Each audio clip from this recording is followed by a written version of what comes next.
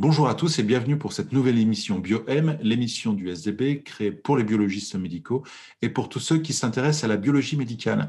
Dans cette émission, deux séquences. La première, le focus, qui sera consacré à la connaissance et prévention du risque cyberattaque chez les professionnels de santé et donc chez les biologistes médicaux, avec Marie-Berthe Thanot de la MADP et Thibaut Carré, directeur cybersécurité chez InQuest. La seconde séquence verra François Blanchecotte, le président du SDB, s'entretenir avec Achille Lerpinière, qui est le chef de division des systèmes d'information de la Direction générale de la santé. Ils parleront du pass sanitaire. Je vous propose tout de suite d'enchaîner avec la première séquence, le focus.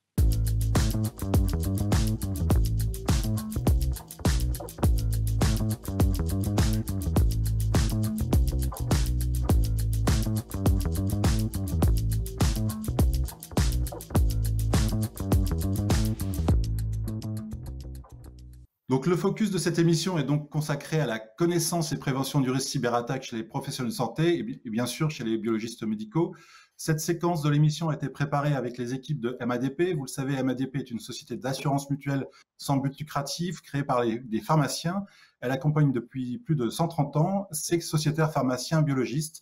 Elle tient à signaler deux choses. Une, elle adapte en permanence ses garanties et services en fonction des évolutions réglementaires de la profession, sans surcoût et sans déclaration préalable, ce qu'elle considère comme un gage de sécurité pour les laboratoires de biologie médicale. Et concernant notre sujet, la MADP accorde gratuitement une garantie cyberassistance dans tous les contrats multirisques laboratoires. Dès lors, même un professionnel qui n'a pas pensé à s'assurer contre ce risque dispose ainsi d'une garantie qui apporte une réponse immédiate face au cyber-risque. Mais pour elle, ce n'est qu'une base. La MADP conseille en effet d'aller plus loin et de souscrire un contrat contre le risque de malveillance informatique, ce qui n'est pas la même chose. Et si l'équipe à MADP a souhaité que l'on aborde ce sujet de la cybersécurité, c'est qu'ils ont à traiter de plus en plus de préjudices et de contentieux qui s'y rapportent. Madame Thanot, justement, pouvez-vous nous en dire plus sur le choix de ce thème cybersécurité ? Alors, en fait, le choix de ce thème n'est pas un hasard et on sait aujourd'hui que le risque cyber, c'est un risque qui est malheureusement très présent. On a pu le constater il y a 2 mois, en février, où de nombreux laboratoires ont été victimes d'intrusions malveillantes dans leur système. Des données sensibles se sont retrouvées ainsi accessibles librement en ligne. Donc, ce genre d'attaque, c'est une double peine pour le laboratoire, puisque d'une part, il est victime de l'attaque avec tout ce qu'il y a comme préjudice derrière, mais d'autre part, il peut également être mis en cause en tant que responsable, d'un point de vue des tiers qui ont vu leurs données accessibles en ligne. Donc, c'est en ce sens-là qu'aujourd'hui, ce thème-là, il a toute son importance. Et quelles sont aujourd'hui les obligations qui pèsent sur les laboratoires en matière de protection de données? Parce que vous dites qu'il y a une double peine, donc effectivement, il est à la fois victime et ensuite il est responsable, je crois. Hein. Tout à fait. Alors, aujourd'hui, effectivement, les obligations, elles sont de 3 ordres essentiellement. Elles sont toutes édictées par la RGPD, qui, pour rappel, donc, le règlement général sur la protection des données. Donc, ces 3 obligations qui pèsent sur le laboratoire elles sont essentielles. Il est soumis à une obligation de résultat quant à leur respect. Donc, la première obligation, c'est d'adopter des mesures techniques et organisationnelles afin donc de s'assurer de la protection des données. Donc, il s'agit de faire appel à un hébergeur agréé. Il s'agit également donc de chiffrer les données, de mettre en place des mesures de sauvegarde de données, de faire ce qu'on appelle de la pseudonymisation pour éviter justement que les données soient tout de suite accessibles par toute personne. Ensuite, la seconde obligation, c'est de notifier à la CNIL dès lors qu'on a connaissance d'une intrusion ou d'une fuite de données personnelles, même non sensibles. Ça, c'est une obligation qui est extrêmement importante. Donc, dans les 72 heures, le laboratoire qui a connaissance d'une fuite de données doit en aviser la CNIL sous peine de sanction. Et la dernière obligation, c'est vraiment donc de documenter la fuite de données et de s'assurer que toute personne qui a vu ces données sensibles accessibles en ligne en soit informée assez rapidement. Voilà, donc c'est essentiellement ces 3 obligations qui pèsent sur le laboratoire et en cas d'attaque cyber ou en cas d'intrusion dans ces données, dans ces bases de données, le laboratoire devra justifier avoir respecté ces 3 obligations édictées par la RGPD. Quelles sont les sanctions encourues pour le laboratoire en cas de violation des données de santé suite à une cyberattaque? Alors, les sanctions sont de trois ordres. Donc, au niveau administratif, il y a des sanctions donc, de la CNIL qui peuvent être donc de l'ordre jusqu'à 2% du chiffre d'affaires du laboratoire. Ensuite, des sanctions au niveau civil. Donc, c'est la personne qui se dit victime qui saisit la juridiction civile pour faire reconnaître son préjudice et être indemnisée. Il y a également des actions de groupe au niveau civil. Donc, c'est toutes les personnes qui ont été victimes de la même attaque peuvent saisir la juridiction au moyen d'une action de groupe pour se faire indemniser. Et enfin, on a des sanctions pénales qui sont extrêmement rares. Jusqu'à présent, aucune sanction pénale n'a été prononcée aujourd'hui en France, mais quand même, le risque, il existe. Voilà. Et dans ce contexte, justement, donc, vous préconisez une police d'assurance cyber-risque. En quoi elle est utile? À quoi elle sert, hein, concrètement? Alors, donc la police d'assurance cyber-risque, donc le MADP, a plusieurs niveaux, on va dire, de couverture. Le premier, c'est l'assistance. Donc, pour nous, c'est le premier niveau, on va dire, de garantie, puisqu'elle permet donc de limiter l'ampleur de l'attaque. Ensuite, on a également une garantie de remboursement des frais engagés, parce que c'est très important. C'est un second aspect on va dire, des dommages donc des cyberattaques, c'est la reconstitution des données. Donc, on a une garantie qui permet de prendre en charge les coûts, donc les frais de reconstitution des données. Nous avons également une garantie donc, de perte d'exploitation. Donc, en cas d'interruption d'activité liée à une cyberattaque, nous avons une garantie également donc, qui intervient pour la prise en charge donc, de la perte financière du laboratoire. Ouais. La première garantie dont vous parlez, c'est celle que vous incluez de toute façon dans vos contrats multirisques, hein, c'est ça, hein? Tout à fait. Donc, c'est la garantie assistance qui permet à la fois de stopper donc, les effets qui permet de stopper en premier les effets donc, de l'attaque, d'en limiter les conséquences. Et donc, nous sommes accompagnés par le leader du marché qui est InQuest. Nous avons donc avec nous aujourd'hui monsieur Thibault, monsieur Carré, qui pourra donc vous en dire plus sur ce qu'ils font concrètement en termes d'assistance. Monsieur Thibault Carré, donc vous êtes directeur cybersécurité chez InQuest. Vous faites partie d'une société qui gère quotidiennement des problèmes de sécurité informatique. Qu'est-ce que vous constatez aujourd'hui concernant ces attaques? Est-ce qu'elles sont plus fréquentes dans le secteur de la santé? Quels sont les comportements aussi peut-être et les failles qui les encouragent du côté des structures de santé? Alors aujourd'hui, effectivement, elles sont de plus en plus fréquentes, hein, mais dans tous les domaines d'activité. C'est-à-dire que la santé, alors il y a eu un effet en début d'année avec pas mal d'hôpitaux hein, qui ont été impactés notamment et qui du coup ont fait du bruit. Il y a eu l'année dernière officiellement un premier décès en Allemagne qui a été relié à une attaque cyber. Donc c'est vrai que le domaine de la santé a été un peu dans les viseurs, on va dire, depuis quelques mois.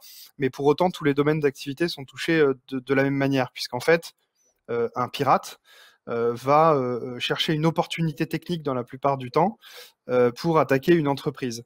Il ne va pas forcément viser un domaine d'activité. Après, c'est vrai que nécessairement, le domaine médical, de par les données qui sont traitées, peut être très sensible et donc a un impact encore plus important et encore plus pendant cette crise de Covid. Hein, forcément, le double effet est important. Après, quelles sont les failles? La réponse est un peu la même qu'avant, c'est que ce sont un peu les mêmes que dans une entreprise classique. Hein.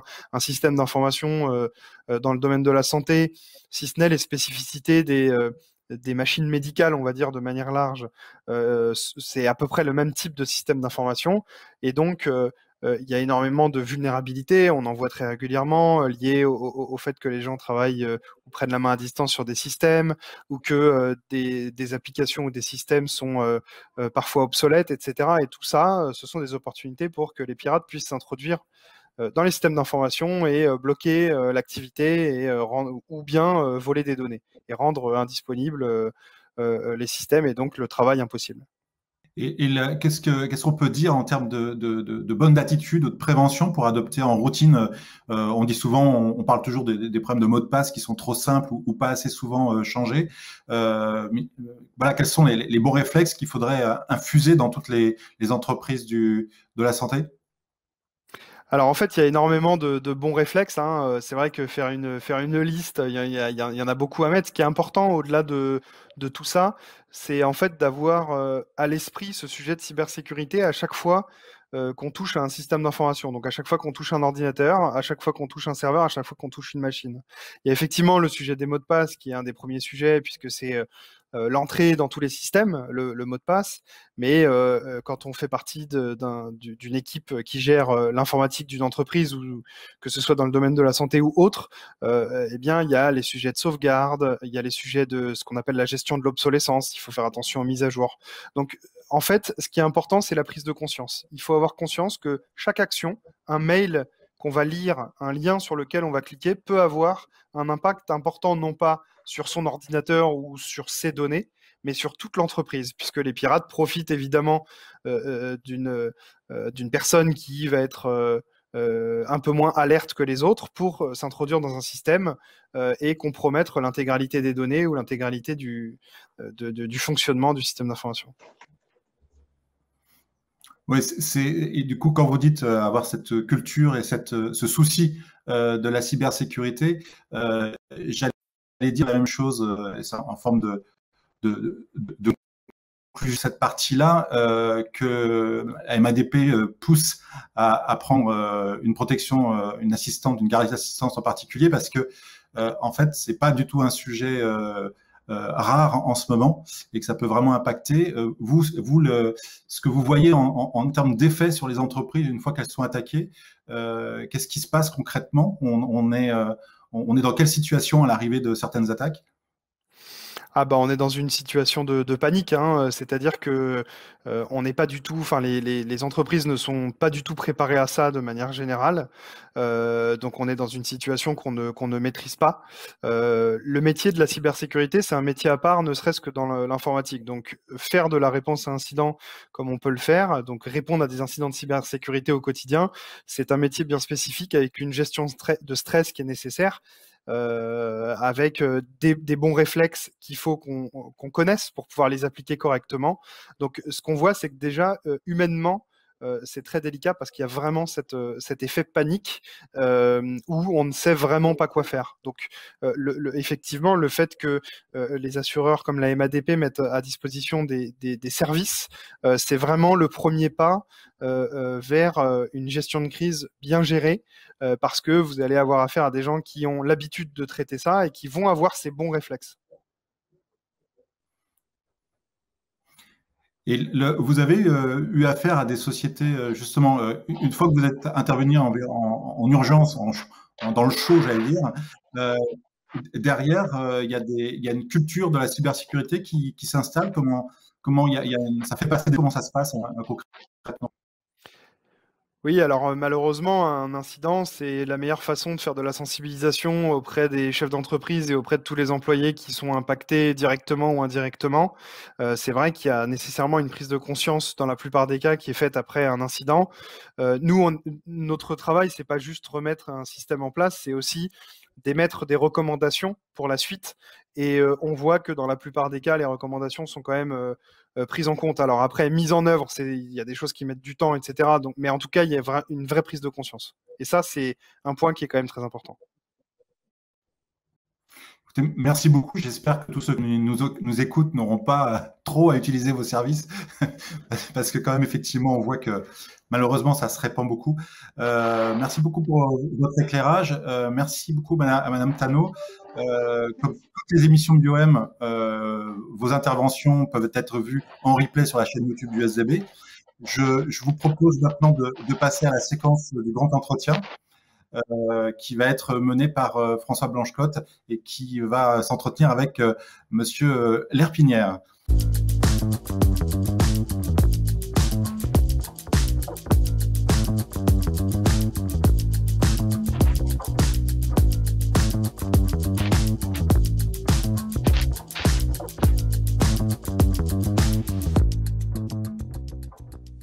François, je vous laisse la main pour l'interview d'Achille Lerpinière à propos du pass sanitaire qui est d'une brûlante actualité. Merci Renaud. Écoutez, Monsieur Lerpinière, merci beaucoup de votre présence et de votre disponibilité. C'est un sujet qui vient sur la table aujourd'hui. On en a entendu beaucoup parler au niveau européen, on en parle bientôt beaucoup au niveau français. C'est ce qu'on va appeler le passeport sanitaire, ou peut-être un autre nom que vous nous donnerez. On a parlé du pass santé en tout cas. Et aujourd'hui, la question que se pose tout le monde, et ça intéresse au-delà des biologistes bien sûr, la réouverture de nos bars, de nos restaurants, ça rouvre à la vie évidemment de tous les jours. C'est en quoi ça consiste évidemment et comment ça fonctionne. Oui, bonjour à toutes et à tous. Donc, en effet, donc le pass sanitaire a plusieurs noms parce qu'en fait, ça dépend de quoi on parle. Si on parle en fait de ce que l'Europe souhaite mettre en place à horizon mi-juin, c'est le Digital Green Certificate qu'on pourrait traduire par un carnet de preuves de tests et de vaccination que le citoyen pourra présenter à l'usage de différentes activités. Donc, on pense dès maintenant au vol aérien, mais aussi au passage de frontières, ou dans certains pays comme Israël, à la réouverture de certains lieux recevant du public.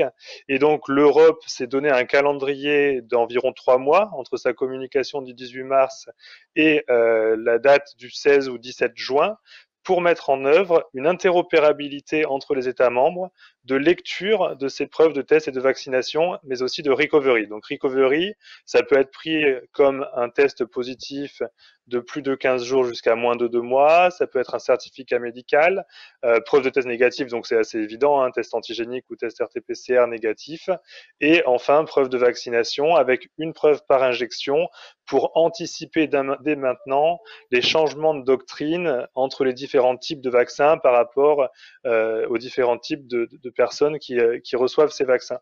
Donc, le calendrier français est en avance de phase sur l'Europe. Et donc, pourquoi? Alors déjà, on est en avance de phase, c'est qu'on a une grande chance en France, c'est que nos systèmes d'information dans le cadre de la crise Covid sont centralisés. Donc, les biologistes connaissent très bien SIDEP, le SI de dépistage, qui centralise la remontée de tous les types de tests antigéniques, PCR et sérologiques, pas les autotests, et ce ne sera pas pour maintenant de remonter les autotests dans SIDEP.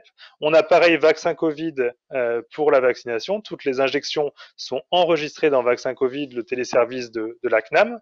Et puis, on avait déjà tous anti-Covid qui nous servait de carnet, de wallet, de portefeuille dans le cadre des attestations de déplacement, en plus de sa fonctionnalité de tracing Bluetooth. On a donc décidé de rajouter la partie carnet de tests et de vaccination dans Tous Anti-Covid, en plus des versions PDF et papier qui seront remis à tous les patients pour éviter toute exclusion du numérique.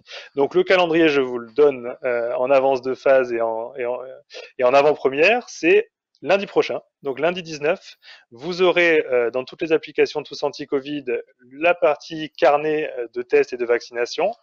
Dès lundi soir, vous avez une montée de version de SIDEP où tous les tests PCR positifs et négatifs, en plus d'avoir le compte rendu, enfin la mention patient issue de SIDEP, vous aurez une data matrix de preuves qui certifie que le test est bien émis par SIDEP. Et la norme qui a été choisie, c'est une norme bien connue du ministère de l'Intérieur en France, c'est la norme 2D-DOC, qui est déjà utilisée sur les vignettes critères, sur les permis VTC, et qui sera sur les prochaines cartes d'identité format carte bancaire, ce qui nous permet en fait d'avoir en France simplement 4 éditeurs qui sont à même de générer ces preuves grâce à des clés privées, et de pouvoir donc très facilement contrer tout risque de faux certificats qui commençaient un peu à contaminer, on va dire, nos aéroports où on se voyait remettre des fausses preuves de test. Donc tout ce travail a vocation bien sûr à réouvrir certains lieux en mettant en place ce pass sanitaire pour les citoyens, mais a aussi vocation à sécuriser et certifier toutes les preuves de tests et de vaccination.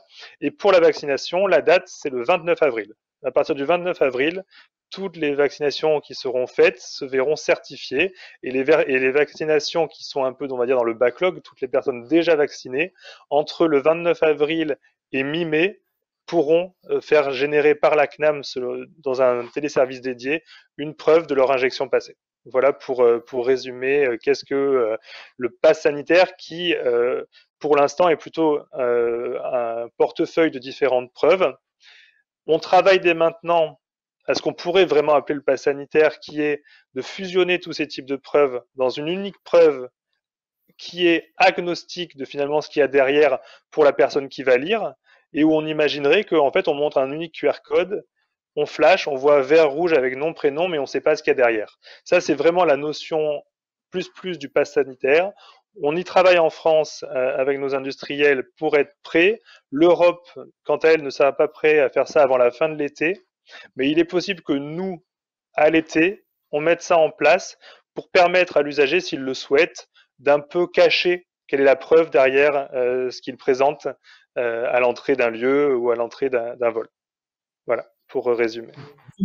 Voilà. Vous me confirmez bien que moi, si j'étais vacciné début janvier, un jour, dans quelques temps, je verrai l'état de ma vaccination. Mais pour ça, il faudra que je fasse une petite manipulation, c'est-à-dire demander finalement à la CNAM de me renvoyer mes dates de vaccination, si j'ai bien compris. Alors, non, même pas la peine. En fait, vous pourrez vous connecter au site internet qui va être mis en ligne le 29.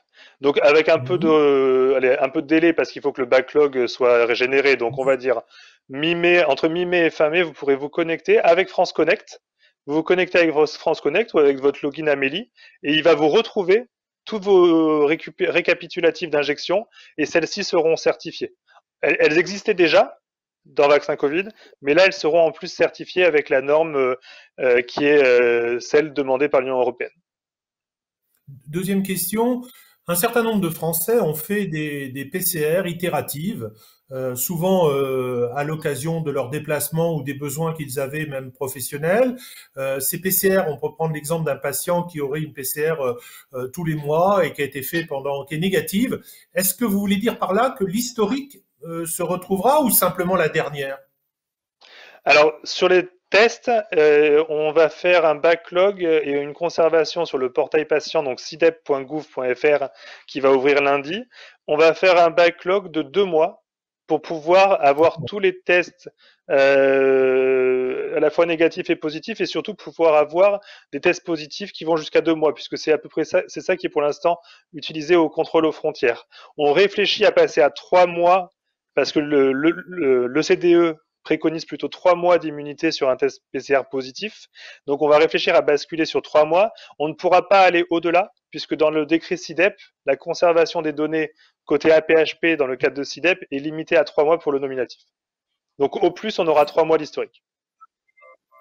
C'est-à-dire que finalement, un patient dont on a vu la positivité pendant plusieurs semaines, ce qui est arrivé assez souvent, il va donc avoir un historique positif. Est-ce que pour cela, ça va l'empêcher à un moment donné de prendre l'avion ou de partir ou d'aller ou sortir? Est-ce que le fait qu'il y ait un historique positif, mais qui date de plusieurs, vont modifier en fait, ben voilà, 2 mois et maintenant, quoi. Alors, donc là, on parle des Covid longs. Justement, dans le cadre du contrôle aux frontières, mais ça va peut-être bouger avec les nouvelles connaissances sur les Covid longs qui sont en train d'être étudiées, comme vous le savez, en ce moment.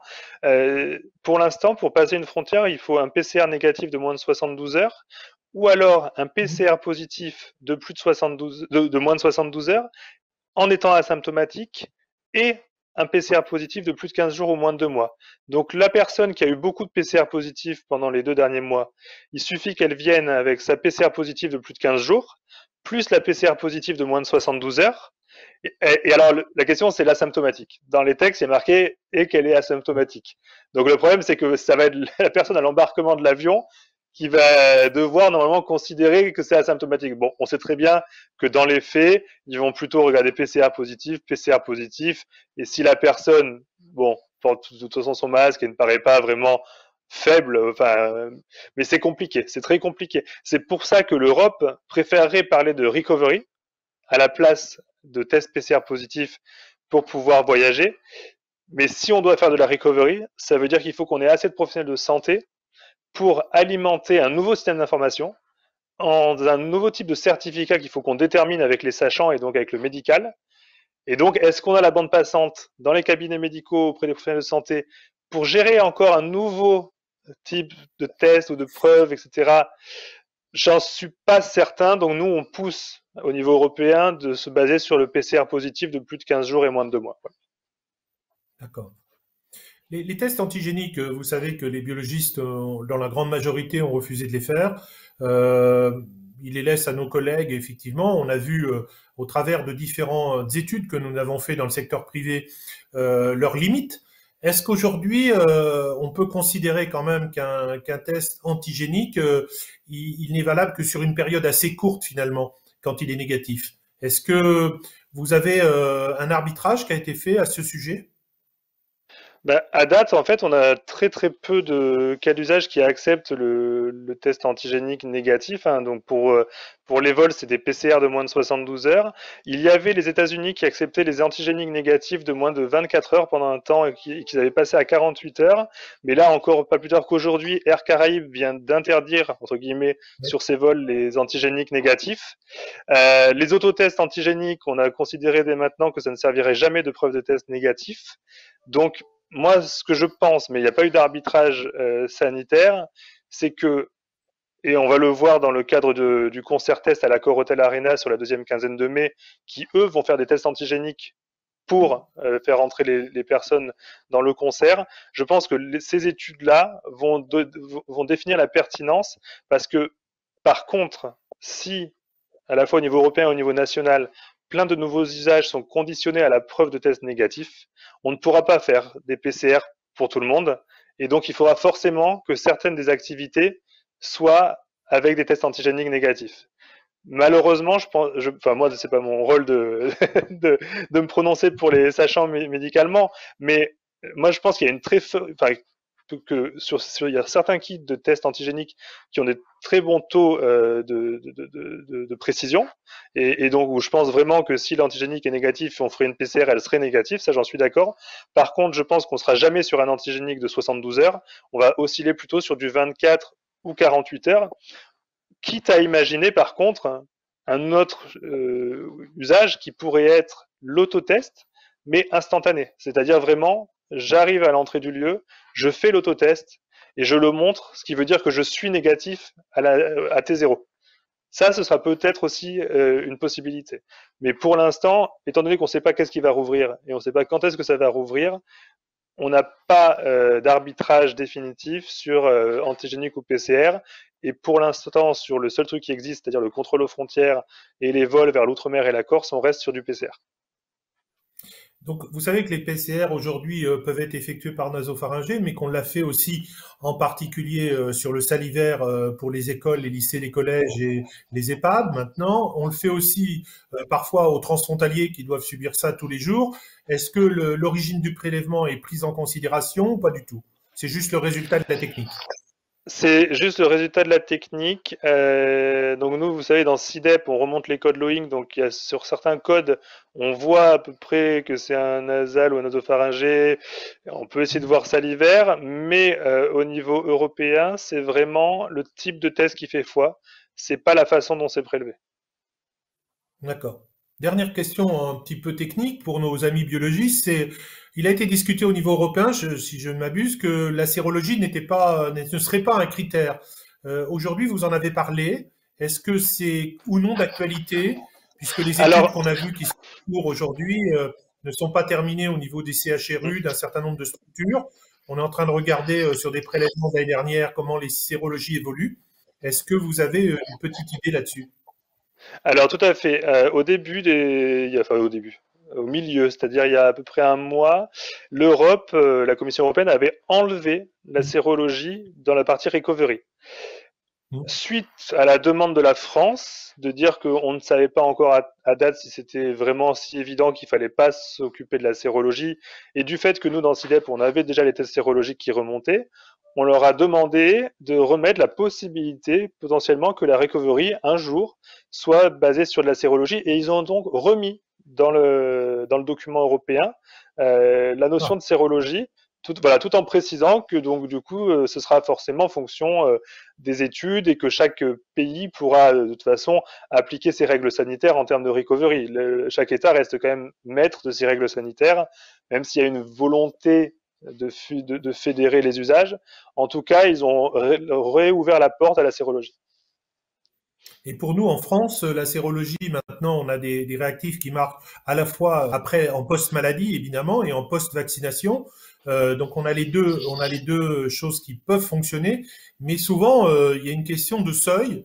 beaucoup de Français nous posent la question sur les résultats. Est-ce que finalement, avec ce taux-là, je suis vraiment protégé ou pas? Est-ce que ce taux-là peut durer dans les mois? Est-ce que là aussi, vous aurez des critères de durée de seuil de sérologie? Est-ce qu'il y a des choses précises ou pas? Je ne connais pas la réponse en termes de durée et de seuil, mais c'est bien sur ça qu'ils travaillent, oui, tout à fait. Voilà, d'accord, très bien. Sinon, autrement, finalement, donc, pour ce qui concerne franco-français, l'objectif de tous et de toutes, d'ailleurs, c'est qu'on puisse avoir la possibilité de sortir si on a été vacciné, si on est protégé, si on s'est fait des tests et tout.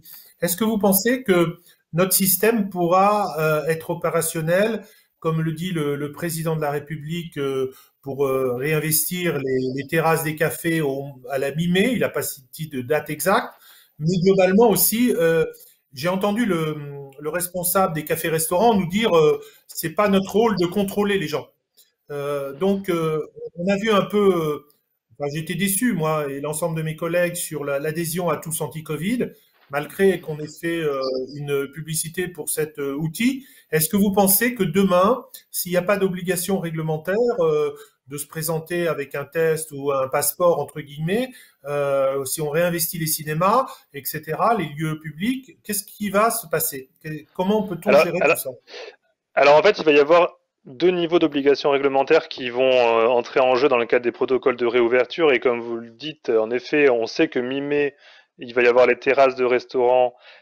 À horizon peut-être de mi-juin, certains restaurants à l'intérieur, mais c'est pas sûr.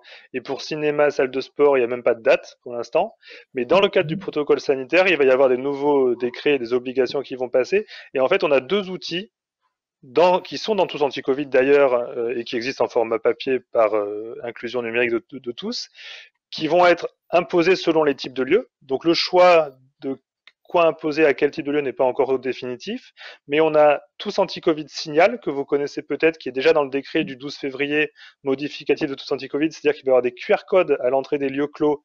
Il faudra obligatoirement flasher ce QR code en rentrant dedans, et ça fera en fait du contact tracing de lieu, pas de proximité, mais vraiment d'avoir été dans le même lieu au même moment qu'une personne qui s'est déclarée ultérieurement positive dans l'application, ou alors de rendre aussi obligatoire le pass sanitaire avec la présentation obligatoire, soit dans Tous Anti-Covid, soit en version PDF papier, de la preuve certifiée issue de SIDEP pour faire l'activité. Donc, bien entendu, dans les lieux à risque élevé, l'un ou l'autre, voire les deux, vont être obligatoires. D'accord. Donc, vous pensez qu'à un moment donné, les gens vont prendre conscience, plus de 2 millions de Français seulement sont allés sur Anti-Covid. Est-ce qu'on aura conscience qu'à un moment donné... On est à 14,7 millions maintenant. 14,7, oui. Oui, j'avais entendu, pardon. Au tout début, c'était assez faible. Au début, c'était 2. C'est pas encore suffisant. Est-ce que vous pensez que les gens prendront conscience? Est-ce qu'il y a une communication qui sera faite par l'État à ce moment-là? Oui, lundi, il y a une grosse séquence du coup communication sur la preuve de test. Le 22, il y aura une grosse communication sur Tax Signal qui va sortir du shadow pour tout le monde. Et ensuite, il y a une sortie ministre qui va partir en Corse, faire scanner sa preuve. Et de toute façon, c'est pas très grave s'ils n'utilisent pas Tous Anti-Covid finalement, puisque il y aura la preuve papier issue de SIDEP. Et pour s'ils ne veulent pas flasher le QR code, ils rempliront le carnet de rappel à la main et puis ils auront un contact tracing rétroactif par les brigades LAC, lutte anti-Covid, ou par les ARS. Nous, ce qu'on propose dans Tous Anti-Covid, c'est plus une aide aux citoyens. C'est qu'il faut qu'ils comprennent. Et d'ailleurs, ils l'ont compris sur les attestations de déplacement. Le bon qu'on a eu de téléchargement dans Tous Anti-Covid, vu la simplicité de faire une attestation de déplacement dans Tous Anti-Covid, là c'est pareil, vous aurez toutes vos preuves de test et de vaccination de toute votre famille, amis et autres dans une seule application par exemple, et ça vous permettra lors du contrôle de faire défiler votre application, flasher. C'est un gain de temps phénoménal par rapport à sortir de la paperasse, etc. Donc nous on fait une communication un peu dans ce sens-là, c'est-à-dire que ok, il y aura peut-être une obligation de faire un acte citoyen, mais de toute façon, c'est soit ça, soit on ferme tout encore un an. Et je pense qu'au bout d'un moment, les gens en auront vraiment marre et se diront, ok, je vais prendre un peu de temps pour moi, mais au moins je vais manger mon steak au restaurant. Et donc, je pense vraiment que les gens vont jouer le jeu, peut-être pas forcément du numérique, mais au moins de jouer le jeu de la preuve pour la réouverture. Ouais. Donc, vous avez commencé à initier des réunions avec nous pour, évidemment, que des Français puissent accéder à un document papier fourni par le laboratoire. Donc, aujourd'hui, est-ce que vous pouvez faire un petit point auprès de nos collègues biologistes sur ce dossier? Moi, j'en sais un peu plus, mais globalement, ça serait intéressant que vous nous fassiez la synthèse. Oui, bien sûr. Donc, on avait pensé donc pour plusieurs raisons. Donc, l'inclusion numérique de tous, le fait que SIDEP peut tomber un jour et qu'il faut peut-être aussi un backup plan pour générer des preuves si on a, on va monter en capacité jusqu'à 3 millions de tests par jour. Hein. Donc voilà, il faut ça va être une architecture qui est massive, qui est robuste, mais il va falloir s'assurer de tout ça. Donc on avait proposé aux syndicats de laboratoires et aux dirigeants de certains laboratoires des premiers ateliers d'échange pour imaginer le meilleur biais pour les laboratoires qui, à la demande vraiment d'un patient en exclusion numérique qui ne pourrait pas se connecter sur sidep.gouv.fr pour récupérer et imprimer sa preuve, de l'imprimer pour lui, ce qui est tout de suite faisable pour les antigéniques, puisque le professionnel de santé qui fait l'antigénique dans SISEP, CISI manuel, en 15 minutes, il a le résultat et la preuve qui s'affiche, donc il n'y a pas de sujet. Et donc, on avait plusieurs scénarios, dont notamment envoyer automatiquement le résultat issu de SIDEP au laboratoire pour qu'il ait plus que dans une adresse mail à le chercher et à l'imprimer, proposer au laboratoire de travailler avec nos partenaires Certinia, Imprimerie Nationale, qui génèrent les 2D docs pour générer sur les comptes rendus officiels de laboratoire la preuve. Il y avait aussi aller chercher en se loguant sur le portail sidep.gouv en tant que professionnel de santé avec ProSanté Connect, aller chercher la preuve à la volée pour l'usager. Et ce qui a été acté à l'unanimité pour en tout cas la V1 de ce besoin, c'est un flux H'-image directement de SIDEP vers le laboratoire qui renvoie les preuves de test à la volée au laboratoire, et le laboratoire, comme ça, ou si à la demande du citoyen, peut aller chercher la preuve en question et lui remettre. Donc ça, c'est ce qui est acté à date, sachant que Cédrico m'a demandé il y a 2 heures de quand même demander au laboratoire, est-ce qu'on peut pas aussi travailler à un backup plan sur vos comptes rendus officiels de laboratoire, on met une preuve de 2D doc ou un QR code européen pour certifier. Donc je lui ai dit, bon, je vais demander, mais ce sera peut-être sur un calendrier un peu plus lointain, parce que là, c'est de la modification de style de laboratoire. Il faut intégrer un partenaire assermenté, type Certinia, Imprimerie Nationale, dans déjà des logiciels de gestion assez complexes. Donc, je lui ai promis que j'allais vous le proposer, donc je vous le propose, et j'en parlerai en atelier la prochaine fois. Pourquoi il demande ça ? Pour 2 raisons, parce que certaines personnes n'arrivent pas à faire la distinction entre SIDEP et laboratoire dans la remise d'un compte-rendu officiel versus une mention patient. On a eu ce problème depuis 1 an sur le QR code pour se déclarer positif dans l'application Tous Anti-Covid, où tout le monde était paniqué, qu'on pouvait appeler ces laboratoires, mais pourquoi j'ai pas mon QR code sur mon compte-rendu de laboratoire? Donc, pour ça et pour le risque que SIDEP tombe un jour. Donc, on va être un peu plus technique. Moi, je trouve que cette expérimentation, et en tout cas, peut-être cette demande supplémentaire, peut avoir un intérêt, parce qu'on a vu que dans cette crise Covid, on a expérimenté beaucoup de choses nouvelles, et que ultérieurement, ça pourrait servir à beaucoup de choses. Parce qu'on a vu, et je vous pose la question, et ça peut évidemment rebooter avec le premier sujet, on a vu beaucoup de faux circuler. On a vu beaucoup de faux résultats qui ont été captés, dont finalement l'ensemble du document était exact, sauf le nom du patient ou son adresse, qui ont été modifiés de façon à ce que les gens puissent embarquer. Il y a même eu des trafics, il y a même eu des ventes, il y a même eu des échanges, il y a même eu il y a toutes sortes de choses qui nous sont arrivées. Et aujourd'hui, comment vous pouvez nous assurer que moi, François Blanchecotte, en copiant un résultat sur lequel il y a un data matrix, demain, et en mettant mon nom sur un autre résultat, je suis sûr que je peux passer ou non la frontière, ou prendre l'avion, etc. Tout simplement parce que la signature qui est dans le data matrix, la clé privée, elle n'est connue que du tiers assermenté. Donc déjà, vous ne pouvez pas connaître cette clé qui permet de générer le data matrix. Et ensuite, parce que dans le data matrix, il y a tout le minimum dataset demandé par la Commission européenne, dont nom, prénom, date de naissance, sexe, date du test, etc. Et donc, si vous changez sur le papier nom, prénom dans le PDF à la main, dans le data matrix, vous ne pourrez pas changer les strings qui sont à l'intérieur du data matrix, sauf à le falsifier. Et si vous le falsifiez, quand la personne va flasher, il y aura marqué signature non valide. Voilà. D'accord, très bien. Donc ça veut dire qu'on ne peut pas falsifier ce document. Et d'autre part, est-ce que ça demande finalement un contrôle d'identité ou pas de la personne? Oui, Oui, oui. À date, ni au niveau européen ni national, on a décidé pour l'instant de faire d'identité numérique. On n'utilise pas d'IDAS ou de Self-Sovereign Identity pour le moment, puisque en fait l'Europe a décidé que, étant donné que dans le minimum dataset, il y a suffisamment de traits identifiants pour comparer à une pièce d'identité, eh ben, on montre et on compare à une pièce d'identité. C'est le cas à l'embarquement en ce moment, c'est le cas si vous êtes contrôlé aux frontières. Ce sera le cas potentiellement pour de nouveaux usages. Et si un jour se pose une question vraiment constitutionnelle, de ne pas pouvoir donner un minima au moins nom-prénom à quelqu'un qui devrait vérifier quelque chose, on pourrait imaginer de l'identité numérique, mais le problème de l'identité numérique, c'est que vous excluez 80% de la population française. Parce que l'identité numérique, c'est pas quelque chose qu'on maîtrise facilement. Vraiment pas facilement. La vraie identité numérique, c'est quelque chose de complexe. Il y a très peu d'acteurs français, type La Poste, identité numérique, qui savent en faire. Et globalement, je pense que beaucoup de personnes pensent que France Connect est une identité numérique. Mais non, France Connect, finalement, ce n'est qu'un portail qui utilise un login mot de passe unique pour différents usages des services publics. Mais pour arriver vraiment sur ce qui sera bientôt d'ailleurs France Connect Plus, donc avec de l'identité numérique vraiment certifiée, c'est très complexe. Et là, je pense qu'on va perdre tout le monde. Et en fait, finalement, on fournira un service que aux sachants, qu'aux personnes qui font vraiment attention à ça. Et je pense qu'il est plus facile de dire aux citoyens que quand la personne lit le vote de DDoC, elle ne voit que votre nom et prénom et la couleur vert et la couleur rouge, et qu'elle vérifie juste votre nom et prénom sur une pièce d'identité. Ça, c'est quand même, je pense que ça.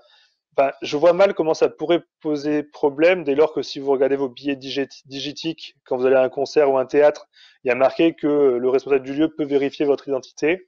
Quand vous êtes jeune, vous allez dans un bar, on vous demande votre pièce d'identité. Voilà, donc pour moi, c'est pas choquant de montrer juste une pièce. Ce serait plus choquant d'enregistrer une identité. Alors c'est un problème quand même pour nous, parce que nous rencontrons depuis plusieurs années ce problème. Lors de la vérification d'un contrôle d'un permis de conduire, pour des examens de biologie qui concernent évidemment l'alcoolémie, qui concernent un certain nombre de choses, on doit vérifier l'identité. Et je suis d'accord avec vous, nous vérifions l'identité, mais si un patient le refuse, on peut faire le prélèvement, mais on n'a pas pu contrôler l'identité. Et donc on a quand même ce souci qui arrive finalement dans des situations bien particulières, mais pas si non fréquente que ça. Et donc, aujourd'hui, évidemment, les laboratoires ne scannent pas, bien sûr, les pièces d'identité, puisque à partir de ce moment-là, ça fait constituer des serveurs dans lesquels on n'a pas le droit de le faire. Donc, on a juste, comme vous dites, à demander le contrôle d'identité. Mais si la personne refuse, on ne peut pas aller plus loin. Donc, il faudra quand même qu'un jour, on puisse résoudre ce problème d'une manière ou d'une autre, de toute façon. Par contre, inversement, le gérant, dès lors que dans le décret, il y a marqué qu'il doit vérifier l'identité, si la personne ne veut pas montrer son identité, le gérant a le droit de refuser l'accès au lieu. Oui, d'accord, très bien. Ok, d'accord. Donc pour l'instant, finalement, si on entrevoyait cela de façon simple, pour aller dans un restaurant, il suffira que je montre ce data matrix qui pourra être identifié, et j'aurai un voyant vert dessus. Enfin, j'aurai mon téléphone, un voyant vert avec mon nom et prénom, et c'est tout ce que saura le gérant pour arriver à rentrer. Et est-ce qu'il constitue... Aujourd'hui, les gérants de bars ou d'hôtels ou tout ça faisaient signer des listes avec des noms, prénoms, numéros de téléphone et tout. Ça veut dire que ultérieurement, ça va disparaître? Non, ça va toujours y être, mais c'est pas sur le pan pass, c'est plutôt sur le pan tag signal, donc c'est plutôt sur le pan QR code à l'entrée du lieu. C'est soit on flash le QR code à l'entrée du lieu, soit on doit remplir le carnet de rappel, parce que ça n'a pas le même but que le pass sanitaire. Le pass sanitaire, c'est plutôt de dire qu'on ne met pas à risque l'autre, alors que le carnet de rappel, c'est plutôt pour se protéger soi-même de quelqu'un qui aurait pu être à risque malgré les protocoles mis en place. D'accord. Et les QR codes qui seront flashés, finalement, ne donneront quoi comme information? Que le nom et le prénom de la personne? Non, rien du tout. C'est ça qui est beau rien du tout, parce que c'est ça qui est beau dans tout anti-Covid signal, c'est qu'en fait, vous flashez, le QR code, il connaît que le type de lieu et l'heure à laquelle vous êtes rentré, et quand vous vous déclarez positif dans l'application, ça remonte votre historique de lieu anonyme au serveur Tous Anti-Covid, qui appelle toutes les applications anonymes des usagers, et s'il y a un match cryptogramme du lieu et même période horaire sur laquelle les deux personnes ont été présentes, la personne dans Tous Anti-Covid reçoit une notification. Si c'est un lieu à risque modéré, c'est une notification, allez vous faire tester surveillez vos symptômes, faites attention aux gestes barrières. Et si c'est un lieu à risque très élevé ou alors que c'est un cluster, c'est-à-dire que 3 personnes se sont déclarées sur le même créneau, là, il y a une notification rouge, isolez-vous. Voilà. Donc c'est pour ça que ceux qui n'utilisent pas ça, c'est nominatif parce qu'il faut que ce soit les ARS ou les brigades LAC qui les appellent. Mais ceux qui utiliseront tous anti-Covid, ce sera complètement anonyme, automatique, il n'y aura rien à faire et aucune donnée personnelle ne transitera. D'accord. On voit apparaître ici et là un certain nombre de critiques vis-à-vis des biologistes en disant qu'on force à la consommation des tests. On a encore quelques revues qui sont sorties cette semaine sur ce sujet. J'avoue que c'est vrai que la doctrine est un peu compliquée certainement pour les Français. En tout cas, nous, on ne sollicite pas les gens sur le trottoir pour venir dans nos laboratoires, si je ne m'abuse. Et donc, c'est vrai que la doctrine doit être un petit peu éclaircie au niveau de la communication. Parce que entre l'autotest, entre le test antigénique, le test PCR, l'isolement qu'il faut faire en première intention, voire le contrôle qu'il faut faire en deuxième, j'avoue que c'est vrai qu'il faudra qu'à un moment donné, on se stabilise un petit peu pour essayer que ça soit à peu près clair dans l'esprit. Sans parler des criblages, des séquençages, des variantes, maintenant des mutations, oui, on est d'accord. Je pense que vous recevez beaucoup de DGS urgents en ce moment. Oui, toutes les semaines. Oui, tout à fait. On est bien d'accord. C'est un peu comme la doctrine de la vaccination. Donc, faut essayer. C'est vrai si on pouvait clarifier quand même un tout petit peu, parce qu'il y a à la fois les Français qui ont été malades. Je crois qu'il y en a plus de 4 millions qui ont eu le Covid. Ensuite, il y a tous ceux qui seront vaccinés maintenant et tous ceux qui, évidemment, sont en attente de vaccination. Je crois que c'est vrai qu'à un moment donné, il faut éclaircir la situation. En tout cas, avoir un didacticiel qui permet de comprendre à tout à chacun ce qu'il faut qu'il fasse dans telle situation. Est-ce qu'aujourd'hui, donc on a une évolution majeure quand même qui semble évoluer vers un peu un pass numérique finalement dans lequel on va à portification pour essayer d'apporter des garanties pour qu'on sorte les uns avec les autres. Est-ce que vous voyez d'autres évolutions dans l'avenir ou est-ce que aujourd'hui c'est un chantier tellement important, vous l'avez dit, à plus de 3 millions de tests par jour, qu'est-ce que ça va donner après ? Seule évolution potentielle, donc c'est passer en mode pass sanitaire où on fusionnera tous les types de preuves dans un unique preuve en mettant en place un nouveau système d'information qui est capable de fédérer tous ces types de preuves. Ça, c'est la première évolution dont on est à peu près sûr. Évolution à court terme aussi, où on va commencer uniquement pour commencer les lycéens et peut-être après les universités, c'est on va mettre en place un portail dédié pour remonter aussi les autotests, pour un peu avoir de la profondeur de connaissances sur ces autotests, tout en sachant que de toute façon un autotest positif doit être confirmé par une PCR de vérification. Qu'est-ce qu'on a dans la roadmap sur le Covid sinon d'améliorer fortement nos indicateurs aussi, puisqu'on a pu le voir à cause de jours fériés, à cause de façons de pseudonymiser, à cause de plein de raisons liées au fait que notre connaissance s'améliore autour de la Covid. On s'est quand même rendu compte que là, on peut le voir, l'impact du lundi de Pâques sur les courbes en jour de prélèvement. On comprend pas ce qui se passe. On a l'impression que l'épidémie est en train de trembler, alors qu'en fait, c'est juste un jour férié.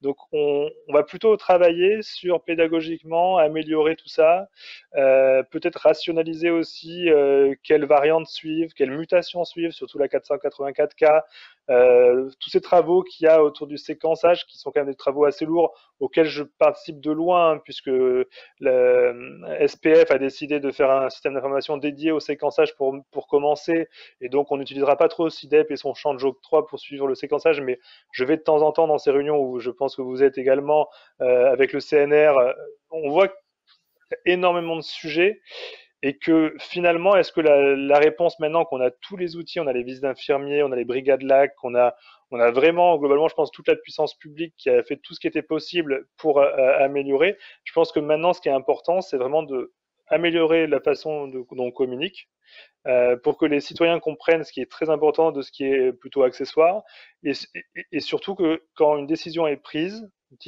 typiquement fermer 4 semaines, elle le soit sur des indicateurs qui sont compréhensibles par tout le monde. Parce que si on commence à vous parler de taux de prélèvement lycée sur 2 mois, mais qu'en fait on fait du glissant sur 7 jours, etc., et que Santé publique France n'a pas les mêmes exports que l'assurance maladie, pas aux mêmes heures, pas la même façon de compter, et que du coup ça fait des écarts de 10 à 15%, quand on est dedans, on comprend pourquoi, parce qu'il y a des rationnels différents selon ce qu'on veut suivre, mais pour un citoyen, c'est trop complexe. Et c'est pour ça que Covid Tracker a si bien fonctionné. C'est parce qu'il a réussi à simplifier la compréhension d'indicateurs pour tout le monde. Et là, ça marche bien aussi avec Vitmados. Il a lancé Vitmados pour améliorer les problèmes qu'on a sur les doses de vaccins. Enfin, je pense que c'est vraiment la communication. Et puis la communication sur la sphère vaccinale, j'en parle pas parce que là, avec la catastrophe AstraZeneca et maintenant ce qui se passe sur Johnson Johnson, là, on est mal. C'est-à-dire que maintenant, il y a des gens qui se disent qu'une vaccination faite par un médecin, ça veut dire forcément AstraZeneca, ça veut dire j'ai pas confiance, ça veut dire je n'y vais pas.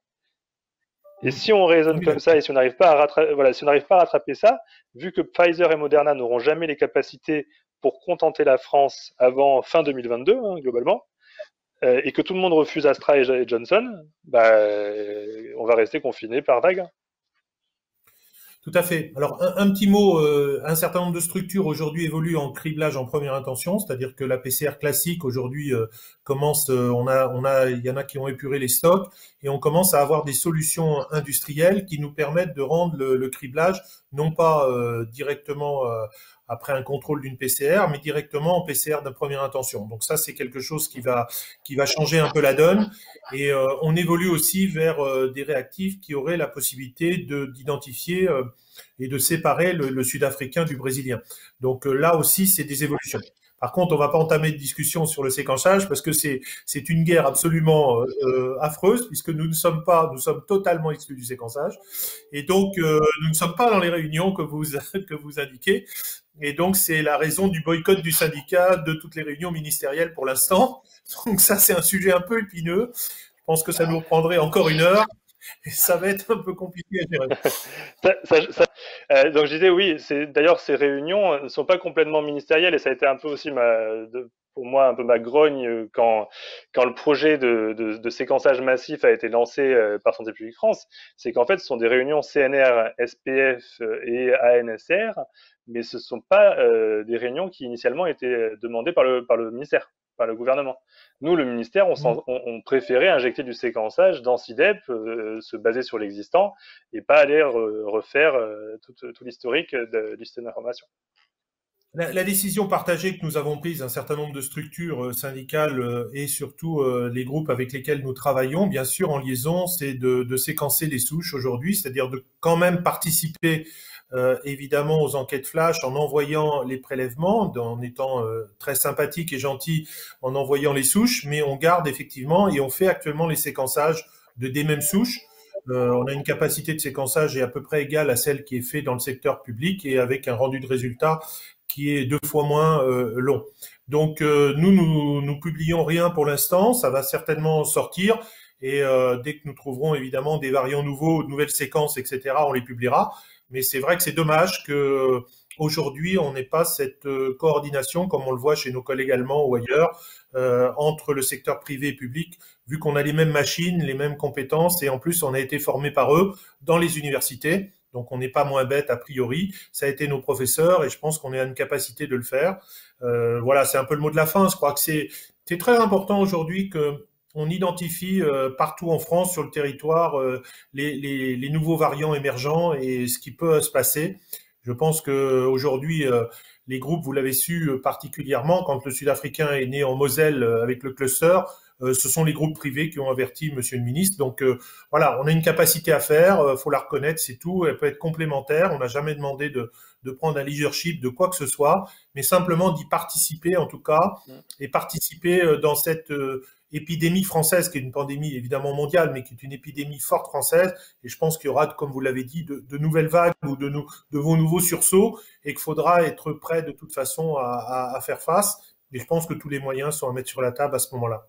En tout cas, vraiment de tout cœur, merci beaucoup, parce que je pense que ça valait le coup qu'on explique à nos collègues biologistes un petit peu ce qui va se passer, un peu la manière dont finalement ils auront aussi un rôle à jouer dans les éléments que vous mettez à leur disposition, et en tout cas dans l'évolution qu'on aura tous pour essayer de vivre ensemble, en tout cas, et le plus tôt possible de terminer. Donc je vous laisse conclure un petit mot à chacun d'entre nous, puisque aussi je donnerai la parole à la MADP pour terminer.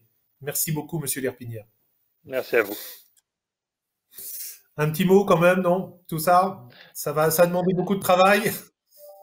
C'est surtout qu'encore beaucoup de travail à venir. Là, c'est des urgences sur urgences. Et là, on lance donc un chantier encore plus monstrueux qui est de se connecter à tous les autres pays d'Europe pour arriver à une fédération de tous les usages mi-juin. Et donc, dès la semaine prochaine, on commence les expérimentations bilatérales avec certains États membres, puis avec une dizaine d'États membres, et enfin avec toute l'Europe, voire l'international, en travaillant avec l'aviation civile et l'OMS. Voilà. Donc, je pense qu'on se croisera encore à de nombreuses instances dans l'année 2021 et j'espère vous allez nous faire rêver à nos vacances, donc c'est très bien, c'est ce qu'il faut. Merci François et merci à nos invités. Merci à MADP pour son soutien, puisque c'est grâce à son soutien qu'on peut produire cette émission. Un dernier mot, n'oubliez pas que vous pouvez voir et revoir l'émission sur la chaîne YouTube du SDB. N'oubliez pas non plus de vous abonner, d'actionner la petite cloche pour être prévenu en cas de diffusion de nouveaux contenus. Je pense bien sûr aux émissions BioM, mais aussi dernièrement à la série Les questions d'Émilie, qui faisait de la pédagogie sur les tests Covid. Et vous pouvez largement les partager et les indiquer à vos patients, parce qu'ils permettent de comprendre un petit peu la biologie qu'il y a derrière et la valeur des différents tests. Quant à nous, nous retrouvons dès le mois prochain pour une prochaine émission BioM, et je vous souhaite une très bonne soirée.